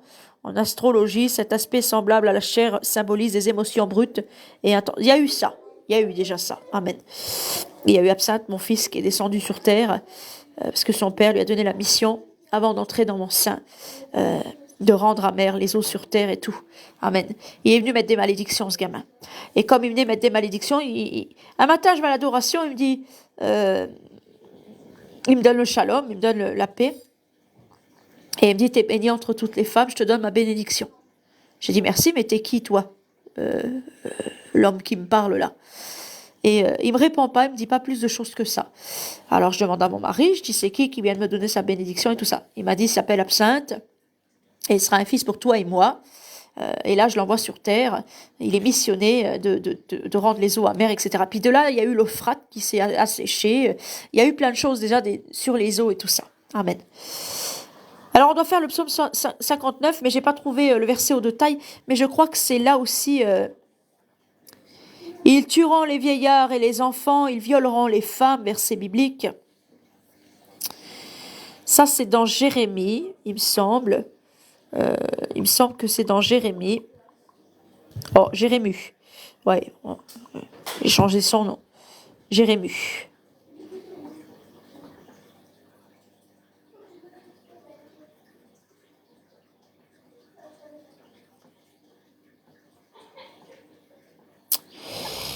Ils tueront les vieillards, leur œil sera sans pitié. Hein. Ils violeront les femmes. Non, mais c'est pas des blagues, les gars. Oh. Elles vont avoir mal quelque part, hein. Ça va être quelque chose, parce que s'ils sont grands de taille... Aïe, aïe, aïe, aïe, aïe. Alors, attendez, il y a Ézéchiel. Il y a Ézéchiel qu'on parle, mais il me semble que tuez les vieillards, les jeunes hommes et les jeunes filles, les enfants et les femmes jusqu'à l'extermination, mais n'approchez pas de tous ceux qui ont la marque sur eux, la marque de Dieu. Commencez par mon sanctuaire, donc Jérusalem. Ils ont donc commencé par les anciens qui étaient devant le temple. Voilà, ce qui était, c'est ce qui sera, ce qui s'est fait, c'est ce qui se fera.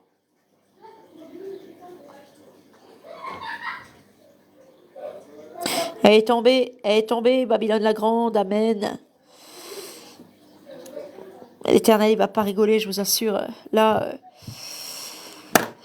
il vient rendre à chacun, puis ça va leur faire drôle. Hein. Allez, on va faire le psaume 59, puis on va faire une prière dessus, parce que déjà 22h45. Ô chef de chœur, sur la mélodie, ne détruis pas. Cantique composé par David lorsque Saül envoya cerner sa maison pour le faire mourir. Ô mon Dieu, délivre-moi de mes ennemis, viens me protéger contre tous mes transgresseurs, mes agresseurs, oh là, ça y est, commence à être fatigué la sœur Avril là. Viens me délivrer de ces criminels et viens me sauver de ces hommes sanguinaires. Qui étaient les ennemis de David? Saül, un juif ou un hébreu, parce que c'est la même chose, qui envoie cerner la maison de son frère David pour le faire mourir. Hein. Ils aiment faire mourir les gens, hein, c'est une coutume chez eux. Et David appelle au secours à son Dieu, il appelle l'Éternel, viens me délivrer de ces criminels et viens me sauver de ces hommes sanguinaires, car les voici qui me guettent, des violents m'attaquent sans que j'ai commis de faute, sans que j'ai péché, Éternel. Sans que j'ai fait aucun mal, voici qu'ils accourent et qu'ils se préparent. Réveille-toi, viens et regarde. Il croit que l'Éternel dort, mais l'Éternel dort pas. Éternel, ô Dieu des armées célestes, toi, Dieu d'Israël, interviens pour punir tous ces païens, parce que du coup, quand tu tues, même si tu es circoncis, que tu manges pur ou impur, quand tu tues une personne, que ce soit au nom de ton Dieu ou pas, tu es comme un païen. Parce que tu vis comme une bête, comme si tu étais pécheur, hein, tu es un transgresseur de la loi.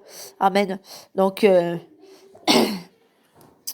voilà, Saül, c'est un païen avec les autres juifs. C'est des païens, hein, c'est des meurtriers. N'aie pas de pitié pour ces traîtres malfaisants. Hein, c'est des Judas. C'est des traîtres, les amis. Amen. Le soir, ils sont là, en grandant comme des chiens rôdant à travers la ville. Ils ont l'injure à la bouche, le blasphème. On reconnaît un arbre à ses fruits.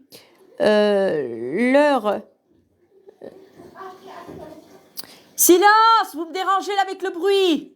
Je vous écoute faire le chantier, puis si l'Éternel me parle de l'autre côté, puis que je suis là en live, mon cerveau là, il va bugger là. Et arrêtez de vous affoler là, les voisins, il est 23h là-haut. C'est les gosses. Ils ont l'injure à la bouche, donc c'est des blasphémateurs, leurs propos sont des épées. Ils se disent, qui peut nous entendre? Mais toi, Éternel, tu te moques d'eux, hein? Tu te ris de tous ces païens. Toi qui es ma force, c'est vers toi que je regarde. Oui, Dieu est ma force, c'est un Dieu qui m'aime. Dieu viendra au-devant de moi. Dieu me fera voir tous mes ennemis vaincus. Amen. Donc les ennemis de David, c'est Saül, c'est un juif. Et c'est des juifs d'Israël. Mais là, quand Israël même, les juifs lisent ça, ils voient le mot païen.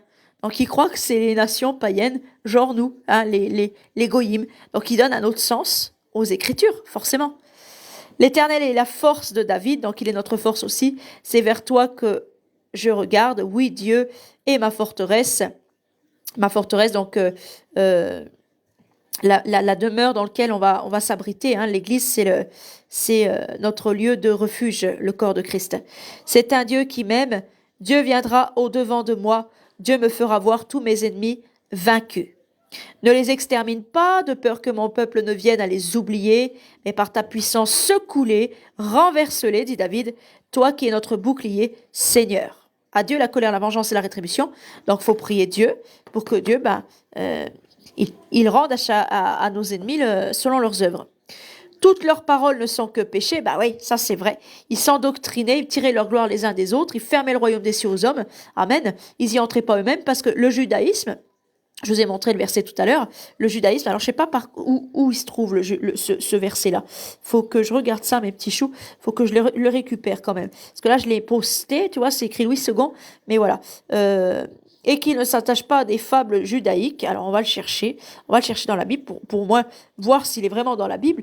Si des fois j'aurais pas fait un faux témoignage en ce temps-là, on sait jamais, hein. On est quand même pécheurs et répréhensibles des fois. Et qu'il ne s'attache pas à des fables judaïques, versets bibliques. Selon Top Bible, Top Chrétien. Alors c'est dans Tite, c'est vrai qu'on y va rarement. Voilà, c'est dans Tite. Ce témoignage est vrai, c'est pourquoi reprends-les sévèrement, afin qu'ils aient une foi saine. Il y a des juifs de la synagogue de Satan, et qu'ils ne s'attachent pas à des fables judaïques et à des commandements d'hommes qui se détournent de la vérité. Ils se sont détournés de Dieu, les enfants. Je vous assure. Donc ne mettez vraiment pas en pratique le judaïsme. C'est une horreur pour l'Éternel. C'est une horreur. Jésus-Christ seul est la vérité, la loi vivante. Et il faut avoir sa conduite. Il faut être imitateur de Jésus-Christ. Il n'est pas une religion. Il est votre ami, il est l'époux, il est votre père. Tout est pur pour ceux qui sont purs, mais rien n'est pur pour ceux qui sont souillés et incrédules. Leur intelligence et leur conscience sont souillées. Vous ne pouvez croire si vous ne voyez des miracles. Ils étaient incrédules, ils avaient l'esprit d'incrédulité. Mais ils avaient toujours cette histoire de pur et impur comme les musulmans à la bouche, hein, comme les païens finalement à la bouche. Ça c'est pur, ça c'est impur, ça c'est pur, ça c'est impur. Tout est créé par notre Dieu qui est pur. Hein, mais c'est vous qui le rendez impur avec votre péché. Amen. Donc ce n'était pas un faux témoignage à l'époque. Vous voyez, la sœur Avril, elle était dans la vérité. Enfin à l'époque, ça date de l'année dernière. Peut-être pas dire quand même que c'est si loin. Peut-être qu'avant je n'y étais pas dans la vérité. À un moment je n'y étais pas. Forcément, comme vous tous, j'étais sur le chemin de la perdition.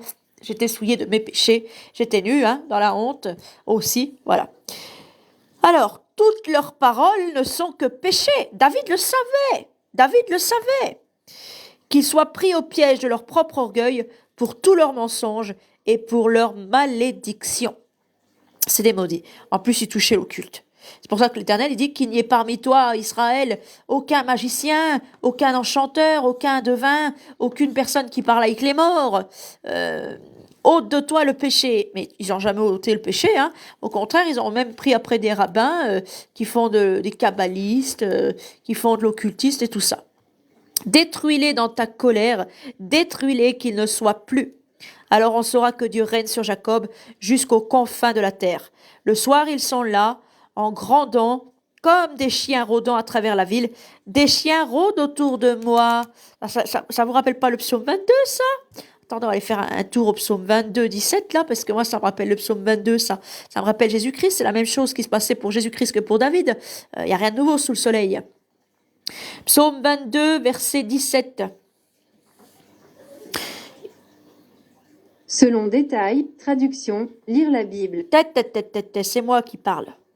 Je pourrais compter tous mes œufs. Mes œufs Mes os Oh, pardon, Seigneur. Eux, ils observent, ils me regardent, ils partagent mes vêtements, ils tirent au sort ma tunique.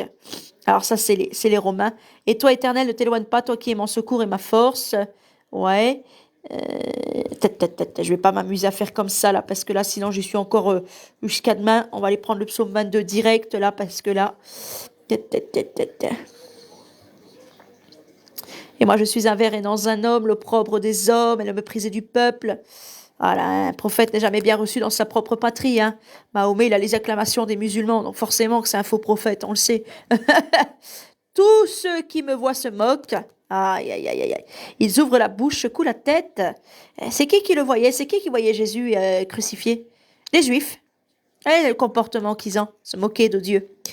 Recommande-toi à l'Éternel, l'Éternel le sauvera et le délivrera puisqu'il l'aime. De nombreux taureaux sont autour de moi, des taureaux de Basan m'environnent.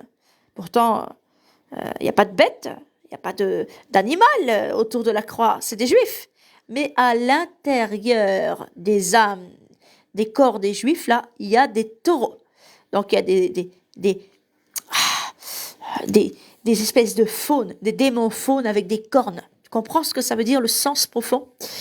Ils m'environnent. Ils ouvrent contre moi leur gueule semblable au lion qui déchire, donc au diable, Satan qui rôde autour de nous et qui veut nous dévorer. Voilà. Ils sont semblables, ils sont semblables. Le Baphomet, c'est un bouc avec des cornes. Satan, c'est un faune, c'est le dieu Pan, là, avec ses cuisses poilues, là. Je suis comme de l'eau qui s'écoule et tous mes os se répandent. Ma force se dessèche comme de l'argile, car des chiens m'environnent, mes petits choux, des chiens. Le Seigneur, il voit plus des esprits à sa ressemblance, des esprits adamiques dans les personnes. Il voit des chiens. On en a parlé il y a pas longtemps, les âmes des chiens et des porcs. Pourquoi un chien? Pourquoi un porc? Un porc, c'est quelqu'un qui est jamais rassasié, qui peut même manger de la merde. L'homme ne vit pas de pain seulement, mais de toute parole qui sort de la bouche de Dieu. Les Juifs, il y a longtemps que leurs écrits de Talmud et de tout ça, c'est de la merde. C'est de la merde parce que ça ne vient pas de Dieu. Mais ils sont pas rassasiés de cette merde parce qu'ils la propagent et la donnent encore à leurs enfants. Hein? Et donc c'est des porcs. Il y a des âmes de porcs. Et il y a des âmes de chiens. Et les chiens, c'est Sodome. C'est les esprits de Sodome que Dieu a détruits de chair, qui sont revenus, ces esprits-là, qui peuvent te violer un gamin, une fillette, un bébé. C'est ce qu'ils disent dans le Talmud. Ils donnent des fillettes d'1 mois. Une femme, quand elle a son bébé sur le sein, elle le donne déjà à un homme.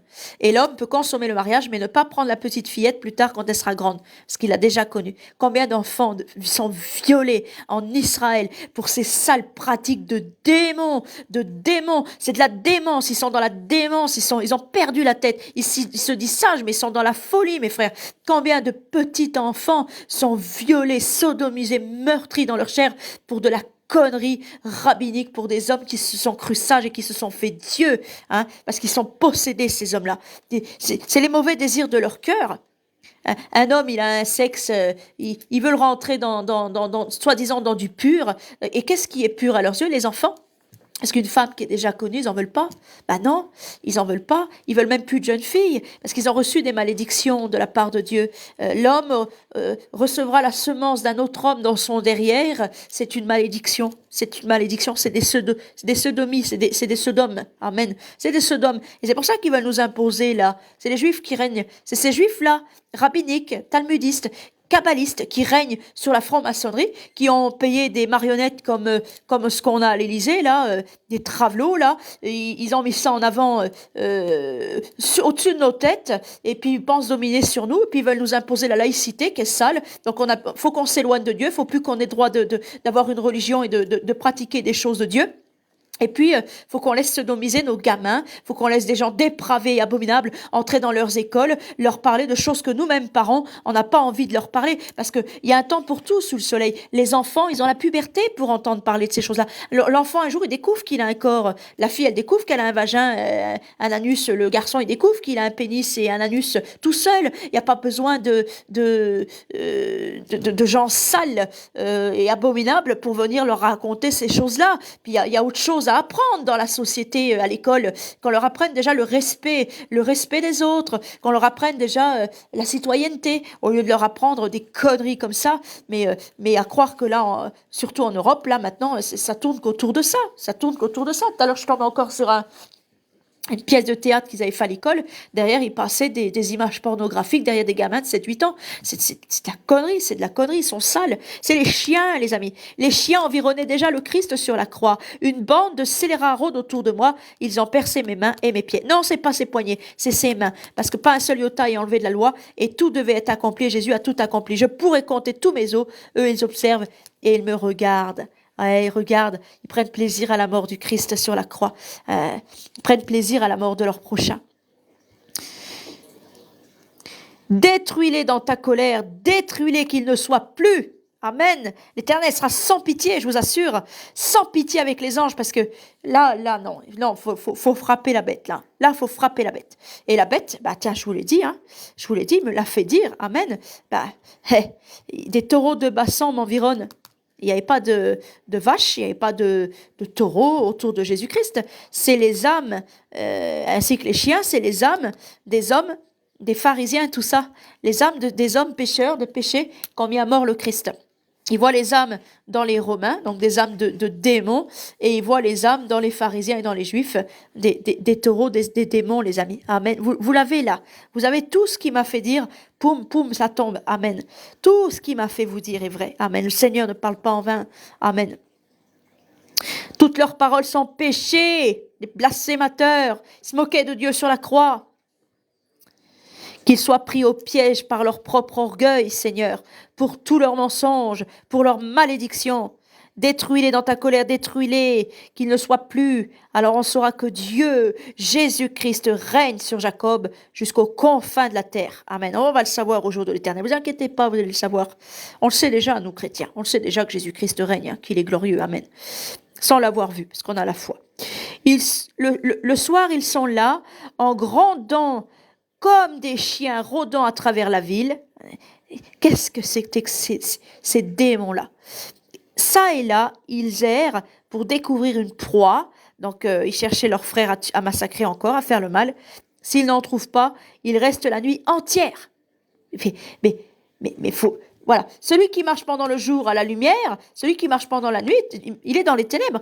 Toute la nuit, ils attendaient pour essayer de retrouver encore un de leurs frères à tuer, à massacrer. Est-ce que tu te rends compte de ce qu'on est en train de lire? Moi, je chanterai ta force, dit David, et c'est David même qui nous fait ce témoignage, parce que c'est David qui a fait écrire ça.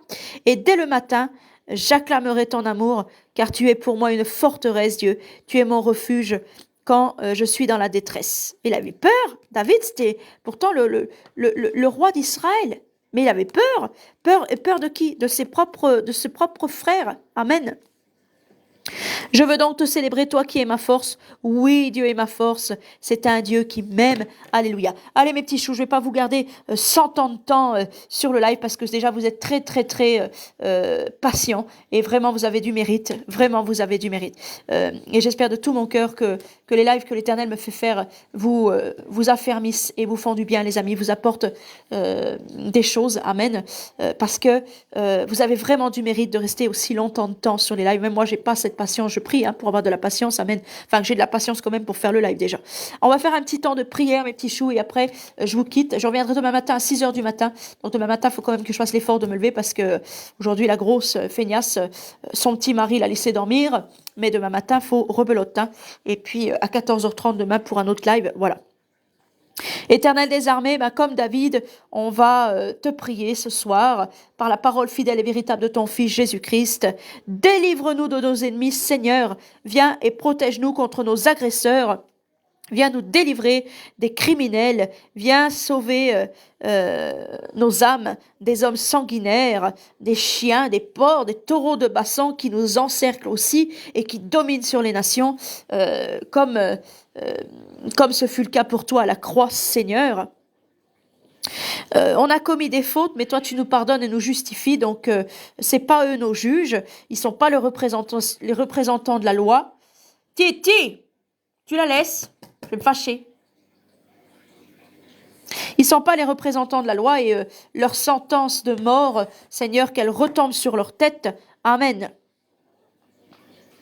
Réveille-nous, Éternel, qu'on ne dorme pas parmi les morts. Fortifie nos âmes, ô mon Dieu éternel, des armées célestes, Dieu d'Israël. Interviens pour punir tous ceux encore qui ne se sont pas convertis à toi, tous ceux qui demeurent païens. Et n'aie pitié de aucun traître malfaisant. Fais tomber les masques de l'hypocrisie, Seigneur, et qu'ils disent Seigneur ou pas, à toi la colère, la vengeance et la rétribution, notre Seigneur. Amen. Nous savons que tu es loin à la colère, que tu ne prends pas plaisir à la mort du méchant, mais Seigneur, à un moment, nous te prions pour que tu reviennes, Seigneur Jésus, parce que on n'en peut plus de vivre comme ça dans ce monde, Seigneur. Puis toi-même déjà, t'es remonté au ciel, t'es pas resté dans ce monde de péché. Alors que normalement, Emmanuel est avec nous. Alors Emmanuel, sois avec nous. Reviens, Seigneur Jésus. Viens, Seigneur Jésus. L'Esprit et l'épouse disent, viens. On doit prier, mes frères, pour le retour de Jésus-Christ, pour qu'il vienne. Alléluia. J'ai demandé à un frère ce soir de prier pour le retour de Jésus-Christ, puisqu'il faisait des prières. Il a refusé la prière. Normalement, on ne refuse pas celui qui demande. Et puis, il m'a expliqué qu'on n'a pas besoin de prier parce que le Seigneur finira par revenir tôt ou tard. c'est pas ce que dit Jésus. Hein. Jésus dit, l'Esprit et l'épouse disent, viens Seigneur Jésus. Donc l'épouse, l'Église, ben, elle doit faire cette prière simple, viens Seigneur Jésus. Amen. Donc il y a des frères, certes, qui prêchent et qui font des choses, mais qui ne demeurent pas dans la vérité de Christ. Amen. On refuse pas à quelqu'un qui demande. Amen. Si on te demande de t'aider, si on demande une prière, ben fais-le. Amen. Accepte. Tu refuses. Ça, c'est pas bon de refuser. Amen. Je teste les esprits pour voir s'ils sont de Dieu. Amen. Ou s'ils ne le sont pas.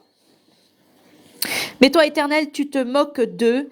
Tu te ris de tous ces païens. Toi qui es notre force éternelle, on peut pas se moquer de toi. Hein.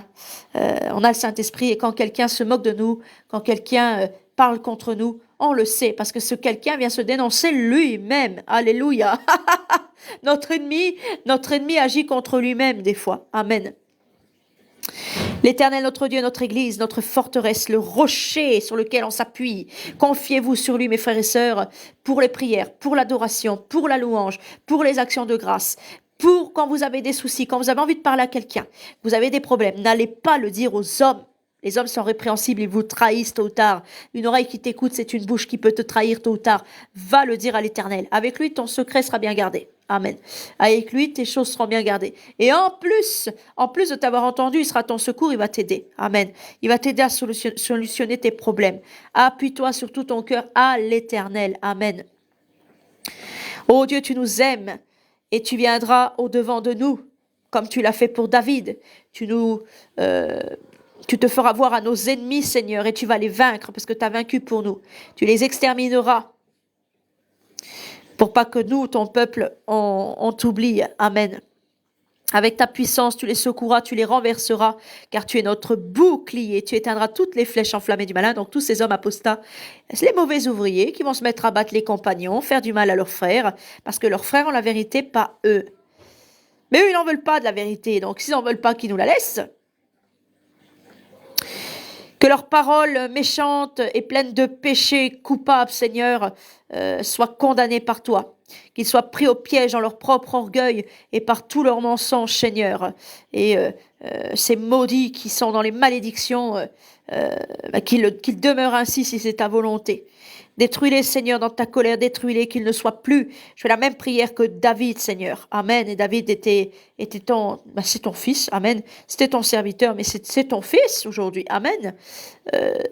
Alors on saura que notre Dieu, Jésus-Christ, règne sur toute la terre, au ciel, et qu'il a tout pouvoir, toute autorité, qui règne sur Jacob. Amen.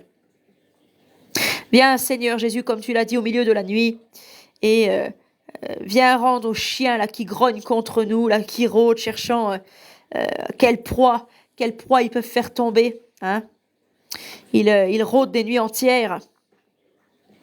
Viens, Seigneur, afin qu'on puisse nous aussi se prosterner devant ta face, devant toi, parce que dans nos chambres, dans le secret, notre Père est dans le secret, mais en attendant, on te voit pas et on aimerait bien, comme tous les anges, pouvoir se prosterner devant ton trône, devant ta majesté glorieuse, célébrer ton nom avec eux, s'unir à la prière des saints, à la louange des saints au ciel. Viens, Seigneur Jésus, et qu'on puisse acclamer ton amour, donc le nom d'Emmanuel, le nom de Jésus-Christ, Éternel des armées, toi notre Dieu d'amour. Tu es notre forteresse, tu es notre refuge, et sois avec nous dans la détresse, comme tu l'as dit dans tes paroles, jusqu'à la fin du monde, je suis avec vous, ne craignez pas. Amen. Fortifie-nous, rends-nous calmes, patients, lents à la colère aussi. Donne-nous ta pensée, Seigneur, maintenant que tu nous as donné les fruits de ton Saint-Esprit. Donne-nous ta conduite, Seigneur. Donne-nous ta pensée, Seigneur. Donne-nous tes paroles, Seigneur. Donne-nous de te ressembler de plus en plus, d'être bouillant pour toi. On veut te célébrer, les frères et sœurs et moi-même, ce soir, te remettre notre prière, car tu es notre force. Nous exultons avec toi, Seigneur. Nous nous réjouissons de ta venue et du salut que tu veux nous donner. Ô Dieu, Éternel des armées, notre forteresse en Jésus-Christ, tu es notre Dieu qui nous aime et nous aussi on t'aime. de tout notre cœur, notre âme, notre pensée, nos forces. Et si c'est pas le cas, Seigneur, viens au secours de notre pauvre amour, fortifie-le pour qu'on puisse t'aimer ainsi. Voilà, Éternel, je te loue une dernière fois et je te remets les élus, ce live et cette prière au nom de la parole fidèle et véritable de l'agneau immolé. Amen. Je vous fais des gros bisous, mes chers petits élus, et puis je vous souhaite une bonne nuit. Merci en tout cas d'avoir été là. Et puis, Philippe, tu vois, t'es resté longtemps, hein, finalement. T'es resté jusqu'au bout du live, mon ami. Alors qu'en plus, tu bosses demain. Allez, va vite au lit, dodo. Allez, gros bisous à tous. Shalom, les amis. Que Dieu vous protège. Et allez à minuit dans sa présence faire la prière. Bye bye.